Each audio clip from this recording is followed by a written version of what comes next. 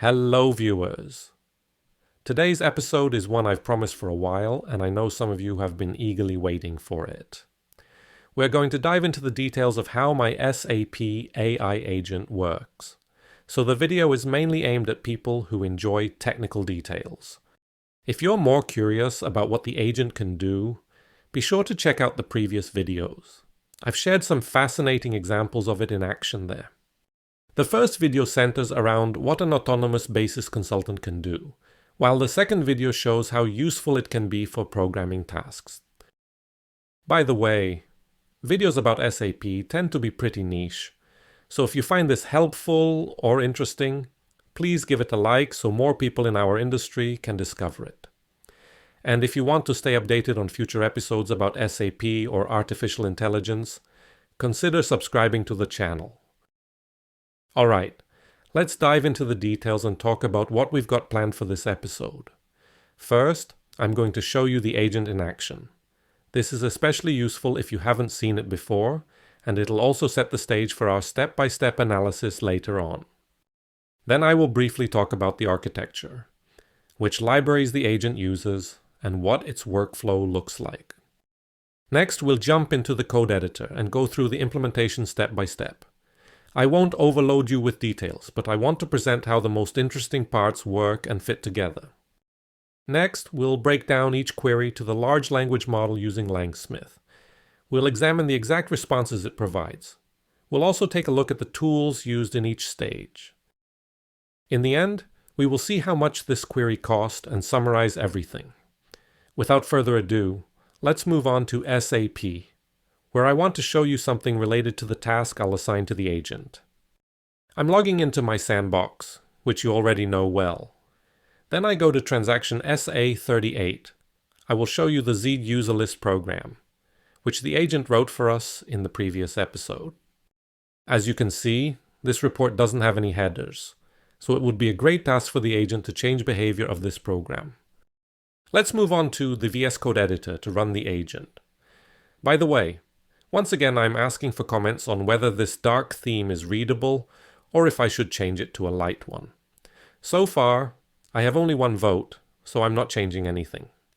The agent has started and logged into the system.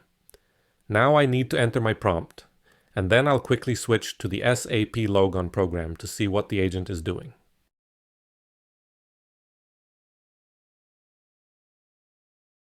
The agent launched transaction SE38. It entered the program name and proceeds to edit. I expect that now they will change the code by adding lines responsible for headers. Yes, exactly. The program has been saved. Activation remains. There are some inactive objects, but I think that the agent can handle it without any problems. Yes, the program has been activated without any problems.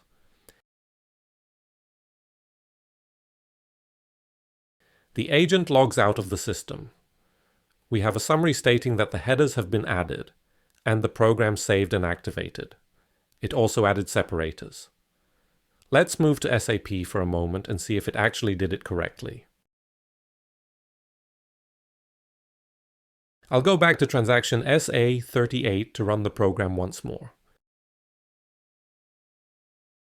The headers and separators are in place. While the separators might not be perfect, the headers are correctly positioned and accurately reflect the content of the columns. We'll come back to analyze this case later, but for now, let's take a moment to focus on the architecture of the SAP AI agent. As you look at the beginning of the code, you might have already guessed that the AI agent is written in Python, which is the most popular language for AI solutions. You'll also notice that I'm using the LangChain and LangGraph libraries. If you've watched programming tutorials on my channel, you're probably already familiar with LangChain. For those who do not know this yet, LangChain is a framework designed to help developers build applications powered by large language models. If you haven't tried it yet, start with my tutorials. LangGraph is part of the same family, but it's specifically designed for creating agents. It offers both simplicity and full control over your digital assistant. That's why it was the clear choice for me when I was looking for framework to create my AI agent. And of course, we also have LangSmith in our toolkit, which we'll use to analyze our agent's run. But don't worry, we'll come back to that later in the video. Let's head back to VS Code and focus on defining the agent within LangGraph. Here's the code for the main node, called Reasoner. But before we discuss that, let's take a look at the diagram. Let's zoom it a bit to see it better.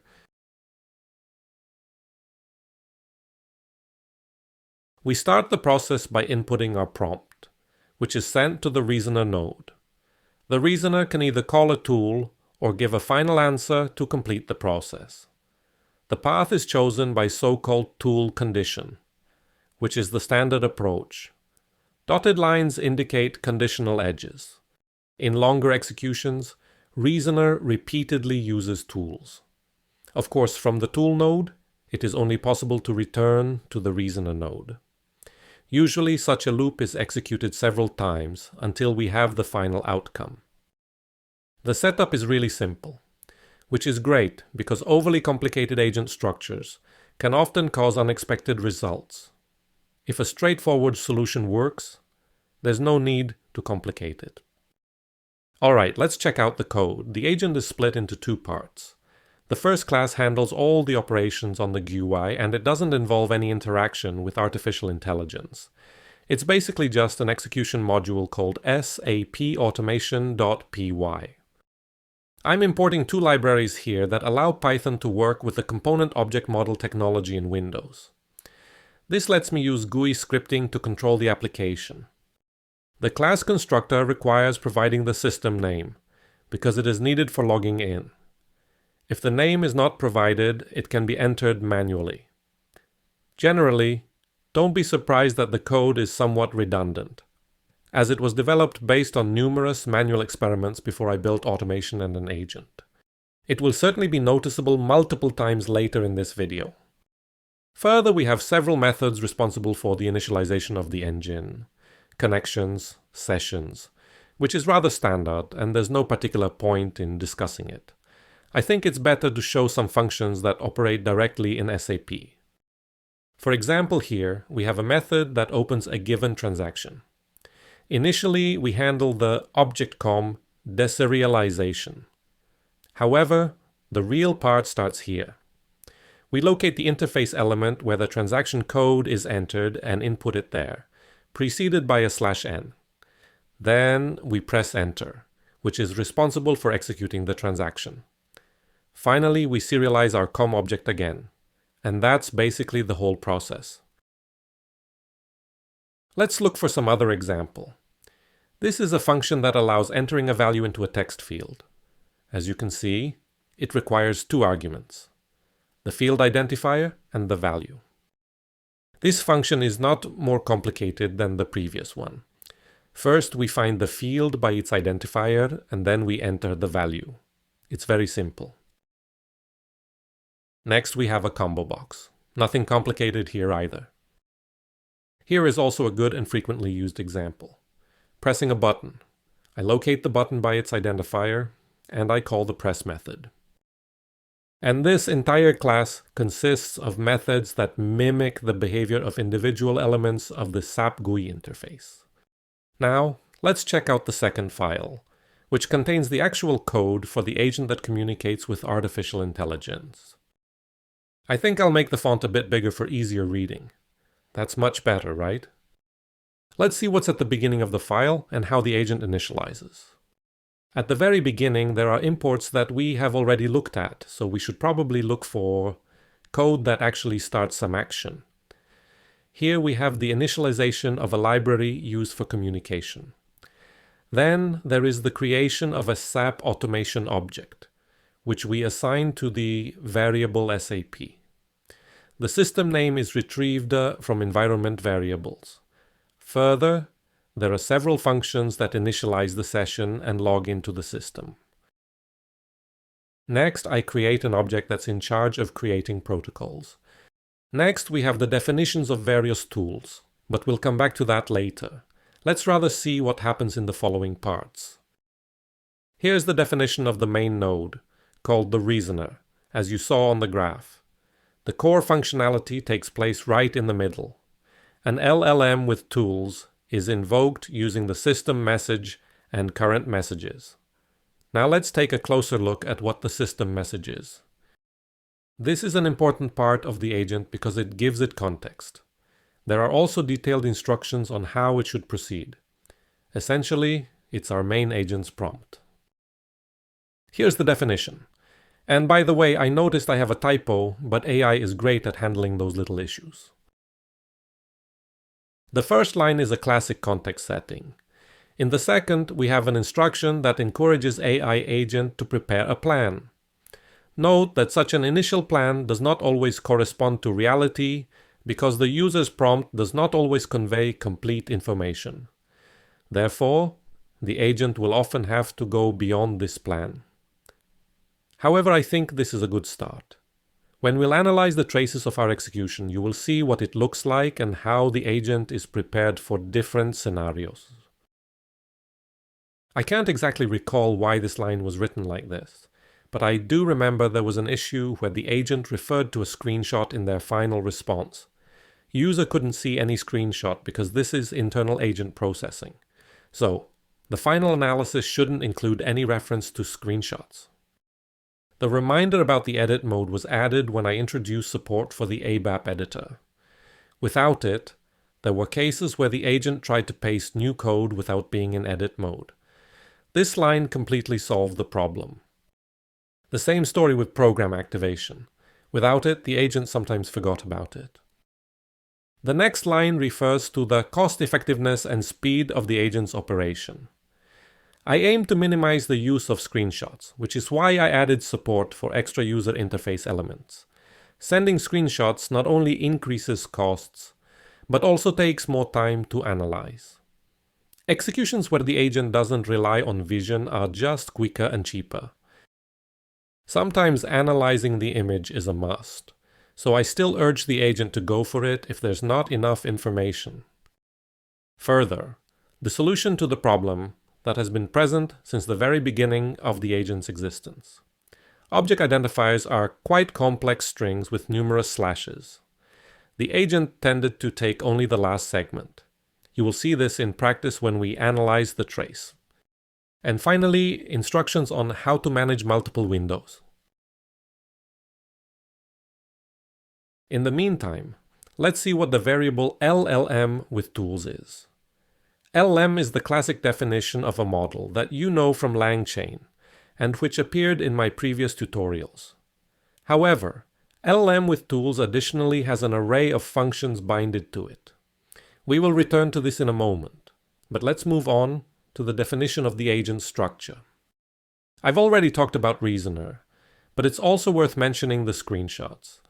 This if condition is a workaround for adding screenshots to the conversation. For some reason, I had to force them in as a user, even though they actually came from the tool.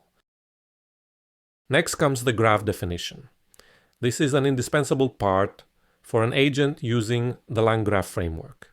In our case, the definition is very simple because we only have two nodes. The edge structure is also not overly complicated. I think, if you're not familiar with LangGraph, it is worth looking into its documentation. Next, we have the graph compilation, as it is a required element in this library. And this commented out line allowed me to generate a diagram in PNG format that we viewed earlier. You probably recognize this part from the previous agent's operation presentations. I ask the user for a prompt, then construct an array containing only one human message from the text entered by the user, and then invoke my graph, passing the array of messages and additional options. In the end, I print what the agent ultimately returns. Finally, I perform the final cleanup, which is logging out and closing windows. Let's go back to the tools for a moment. If you take a look at the function names, you'll notice they're very descriptive, making it easier for artificial intelligence to select them. They also align with various elements of the user interface. The goal is to enable AI to manage various elements of the program. Let's review a few example function definitions to understand how it works. Here, for example, is a function that returns a screenshot. This was very important in the first editions of the agent, whereas now I try to avoid screenshots whenever possible. This function is responsible for changing the contents of the ABAP editor, as it is a separate interface component. Oh, this is the function I was looking for. It inserts a new value into a text field. I wanted to find it because you already know this function, as I presented it showing the SAP Automation class. As you can see, most of these tools are essentially wrappers for the methods of the SAP Automation class. The goal is to present them in a way that is understandable for the agent, and also to avoid mixing the GUI automation layer with the agent's operation. That's why it has been separated. Here's a function that checks the status bar value. Honestly, it can sometimes mislead the agent a bit because what's shown on the status bar in SAP can be a bit inconsistent. Here I introduce the handling of tabs, which are an important element of the SAP interface, just like radio buttons.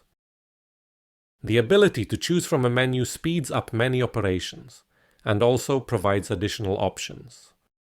Here is the press button function. It is worth noting at this point that all functions that potentially change the interface, such as moving to a new transaction, selecting an item from the menu, or pressing a button, return the agent the current list of all interface elements. This is because the agent must always know what options are available to choose from. Therefore, if the options change, they need to be presented to it. However, the agent can request the list of fields and buttons at any time. There is a special tool for this. I hope this code review was clear and engaging, and that I didn't bore anyone to death. I think it'll be more interesting to go over the trace of the agent's operation, which I showed at the beginning of this episode. This is LangSmith, an extra feature of the LangChain ecosystem that allows you to track queries to large language models. Let's find our last execution. Here it is. On the right side, we will find the entire conversation history with the large language model. You probably recognize the prompt I used at the start of the episode. Now let's take a look at how the agent's thought process developed. You probably also remember my system prompt, which clearly stated that the first step the agent should take is to prepare a plan. And here we have the plan. The agent wisely starts by checking the program's structure to figure out where headers are needed. Next, it wants to determine the type of report, which is something I mentioned earlier. Given the prompt, the agent isn't aware of what to expect from this program, so the plan isn't perfect, but it's a good starting point.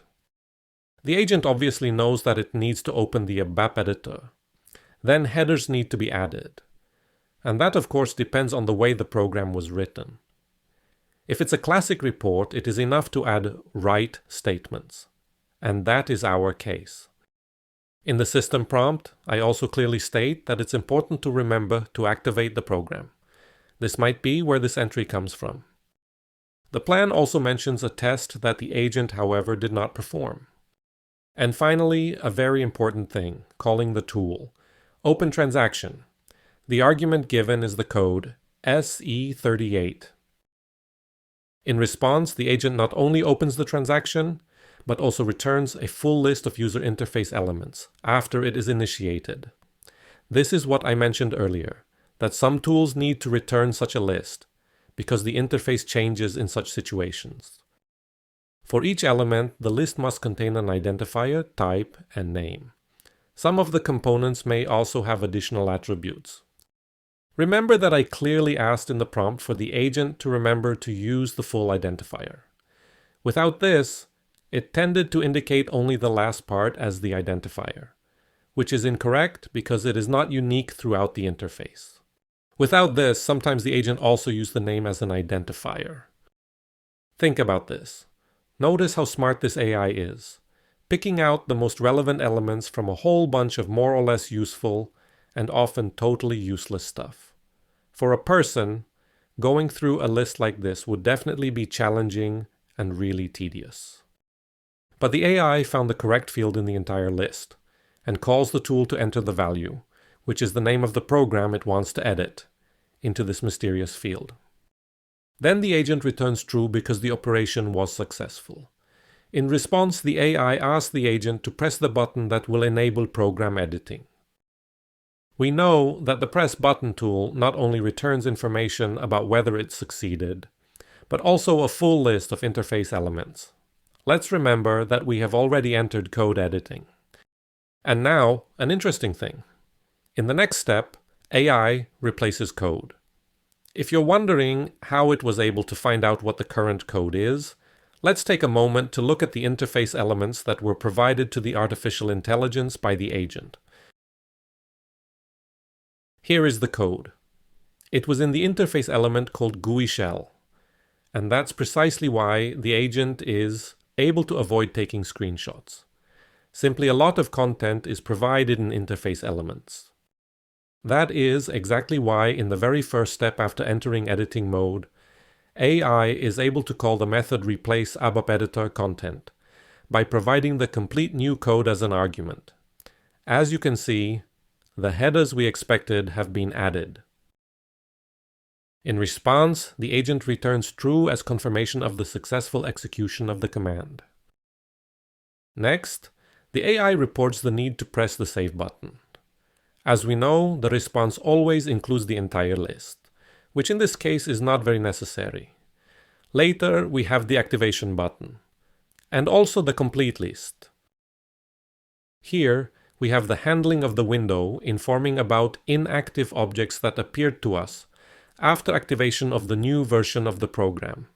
You can recognize it by the WND index in the identifier. In response, we received, as usual, a list of interface elements. However, at this point, the agent decided to respond to the user. As you may remember, tool condition is responsible for choosing the right path. When there is no need to use tools, the response from the AI is displayed to the user, and the program concludes its operation. This is the text we received as a summary of the agent's activity. On the left side, you'll see a list of all the steps with a breakdown of the nodes where each step was executed. As you can see, there are quite a few steps, right? You might be wondering how much all of this costs. Right now, I'm using the GPT-4o model because it's pretty smart and fairly priced. I'm considering switching to the O3 Mini, which could be even cheaper. However, the so-called reasoning tokens could add to the cost, so it's something we'd need to look into later. LangSmith also gives us a breakdown of the resources used. We notice that all the queries cost around 52 cents as we use 209,000 tokens for them. Is that a lot? Well, I'm not going to answer that directly because it really depends on your perspective. It hinges on how you envision the future and anticipate the rising costs of increasingly advanced models. Right now, we must acknowledge that this kind of agent isn't quite ready for production tasks. However, I'm confident that as large language models continue to evolve, it will eventually become possible. Alright, it's probably time to wrap up this episode. I've given you a lot of information on how the agent is built and how it operates. I hope you enjoyed this presentation.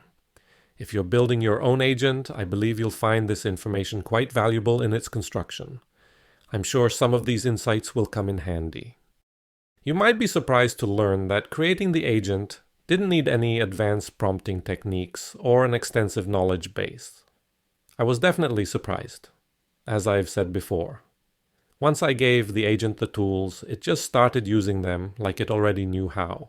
And yes, I'm aware that AI memorizes most SAP transactions, which is definitely helpful, but remember, I designed and named these tools myself. I didn't teach the agent how to use them, yet the smart beast just figured it out. I was really impressed. If you enjoyed this video or have any questions, be sure to leave a comment below. Do not forget to like and subscribe to the channel. It would be awesome if you could share the link with your friends who also work with SAP systems. I believe it's important to stay informed about what's coming. May artificial intelligence continues to be a helpful assistant for you and not something to compete with. See you next time.